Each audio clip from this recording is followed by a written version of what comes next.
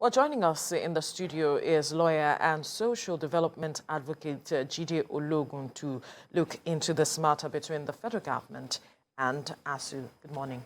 Thank you for joining us on TVC Breakfast. You're welcome. It's my pleasure.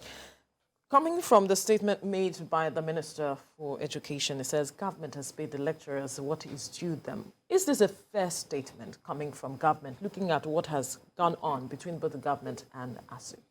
You know, basically, let's start from the concept of no work, no pay. It's a global concept in HR, and it has its intentions to try and prevent unnecessary strike. But having said that, even this government has precedent. When the resident doctors went on strike, the government threatened no work, no pay, but eventually paid. So we are not talking of core legalism now. We are talking of industrial relations, and we are focusing on productivity. How important is education to the government?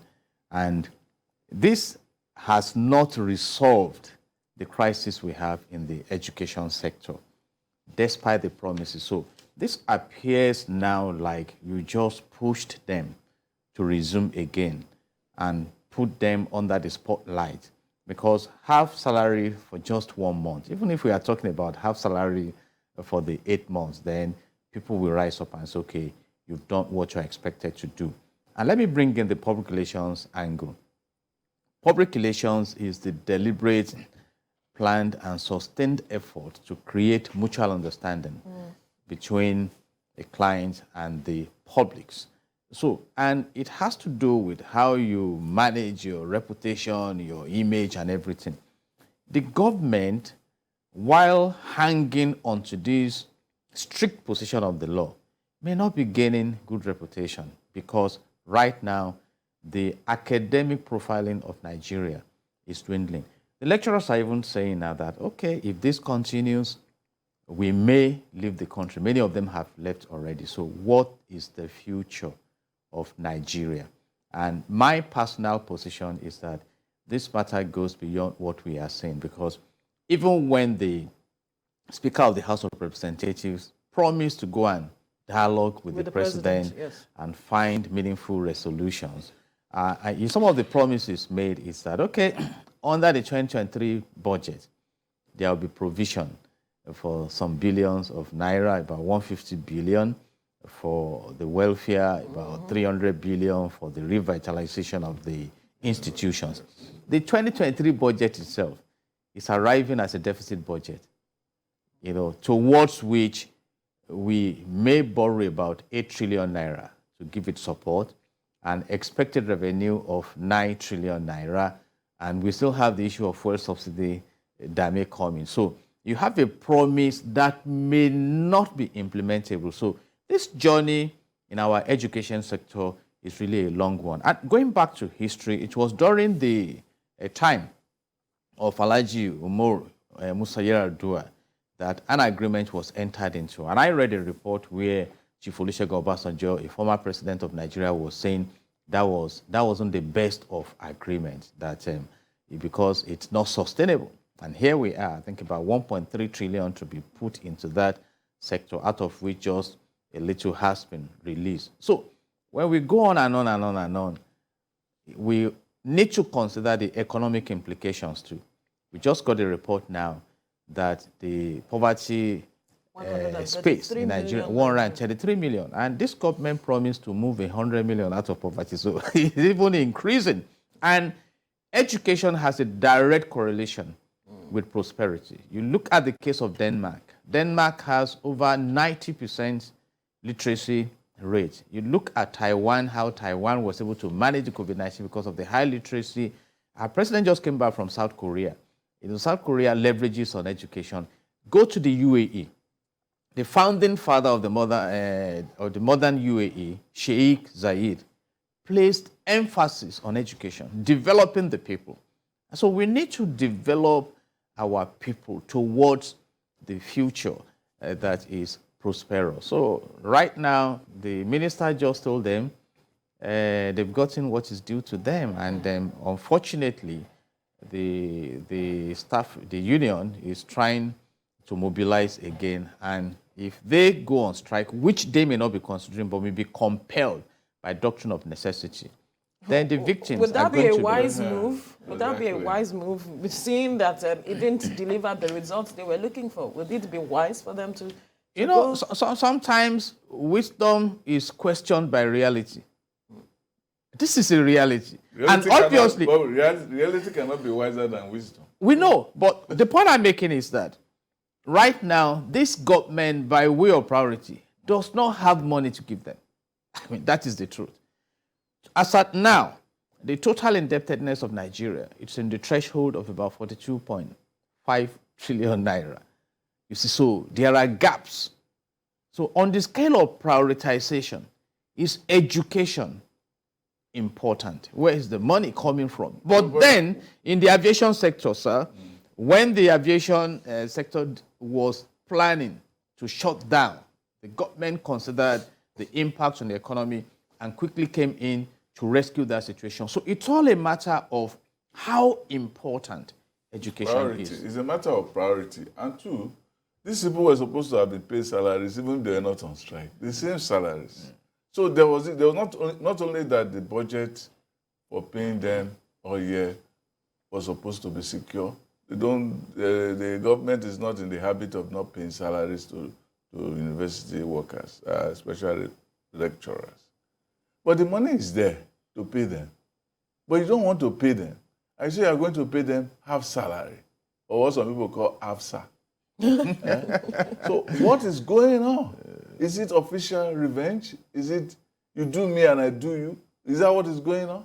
Or is it also the fact that they know that legally they have hamstrung the ASUU? Because the law has said that your strike is illegal. So in a sense, they feel that they have upper hand. And rather than do it gracefully, they are trying to do it like a carnivore. Well, we need to look at the global impact. I read a report and it's quite interesting. That is if we place premium on education. The acting president of Nigeria then, Vice President Yemi Osinbajo, said Nigerians spend about 129.3 billion naira annually on education in the UK. Though he was making reference to the fact that some rich Nigerians don't pay taxes. You see, that is huge.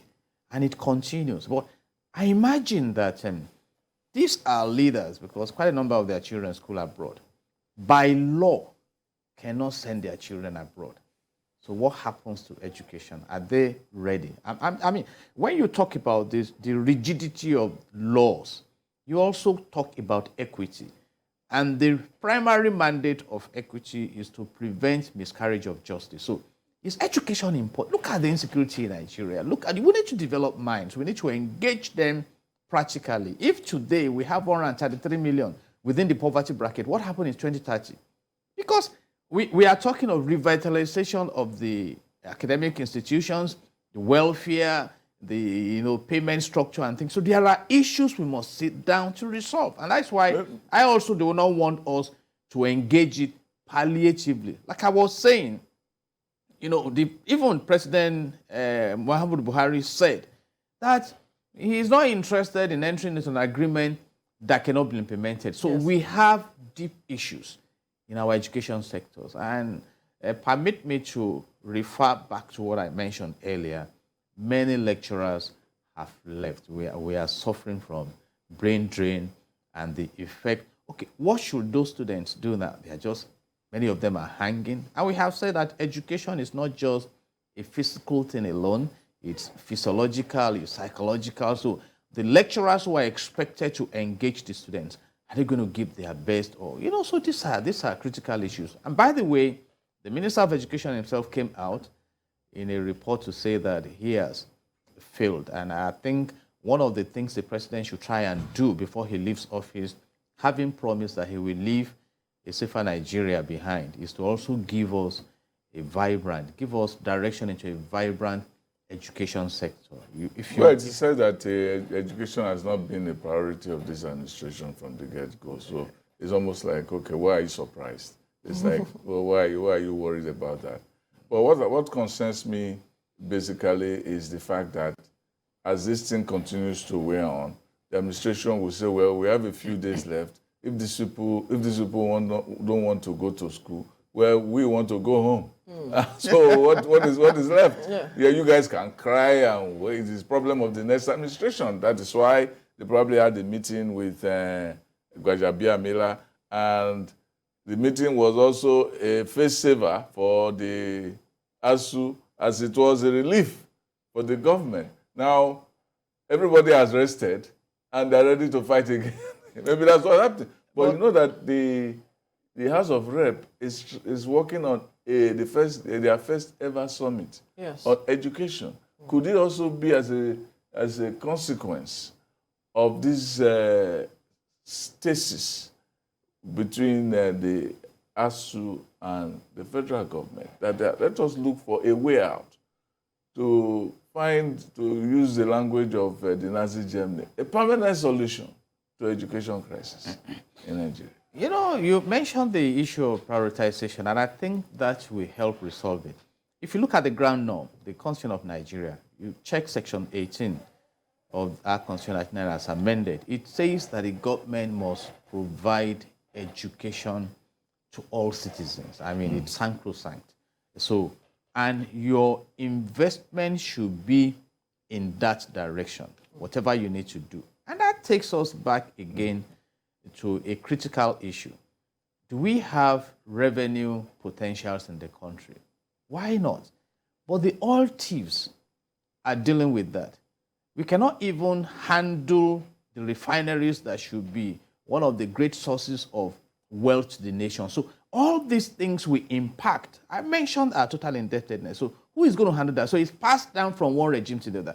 I intentionally also mentioned the case that this matter started from the days of late President Musa Yar'Adua, because they were on strike then. They entered into an agreement that has not been implemented till now, as far back as 2009. So going forward, like you mentioned, it's like, okay, let's pass this headache to the next regime. And if the next regime says, ASUU is not even my problem is, so we need as a people to identify the importance of education. And what I have done this morning is to try and highlight some of the countries that have benefited immensely from educating their citizens. I mean, even when God created the Garden of Eden, the first thing he did was to educate the man who was going to manage it. So we need enlightened minds. We need to support our industrial line, and I have also recommended. We have institutions in Nigeria that can help the government. We have the Charter Institute of Personnel Management of Nigeria, the Journal of Public Relations, top leaders that can advise. But with all these recommendations, if the will is not there, then nothing will happen. The sense of value, that's priority. Exactly, we're the talking sense about. of But value. as we are talking now, the University of California system, their workers are on strike for the same reason. But it's not the lecturers. There's different grades of workers, like research assistants, some workers, and many of them. When you talk of a University of California system, we are talking of some of the best universities in the world. University of California, Santa Barbara, University of California, Los Angeles, University of California, San Jose. There are so many of them like that. They are all called University of California system. They are going on strike, and it's a very serious matter in California. So they're saying, we want our salary increase, and there's real dialogue going on. Not the kind of dialogue we have here, where we have a Kafkaesque conversation. Like Kafka is a man who is coming into a building, and you are not seeing anybody.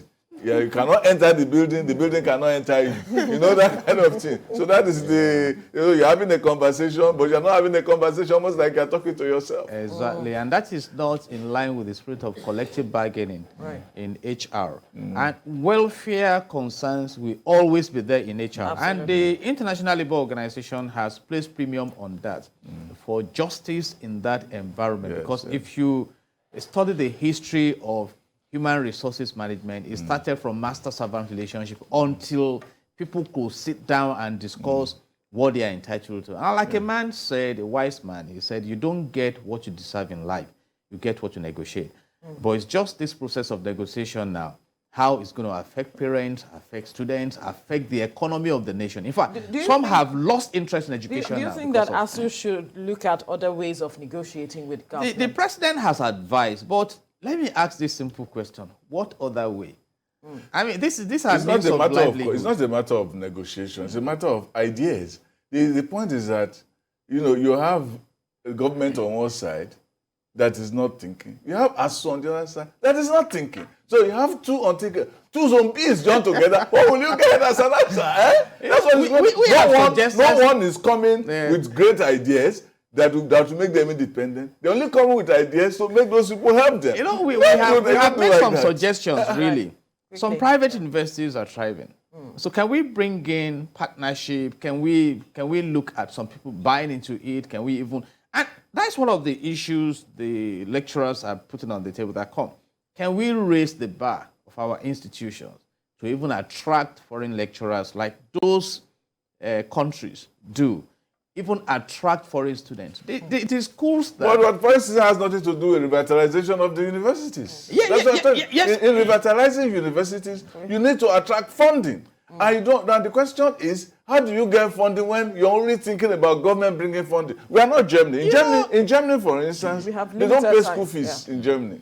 Right. But Germany has created means by which you can fund the universities. And that's what I'm... You see, your final thoughts. Where there is a very robust relationship management, these issues should be resolved. But right now, we have adversarial approach to it. And it's not likely to yield a sustainable result. And what we are saying is that education is too important to be subject to chances. So we appeal to the stakeholders to please engage the best fit approach, globally speaking. Clemenceau said, the war is too important a matter to be left in the hands of generals. Jide Ologun, lawyer and social development advocate, we must thank you for your time. Thank you. God bless Nigeria. Amen.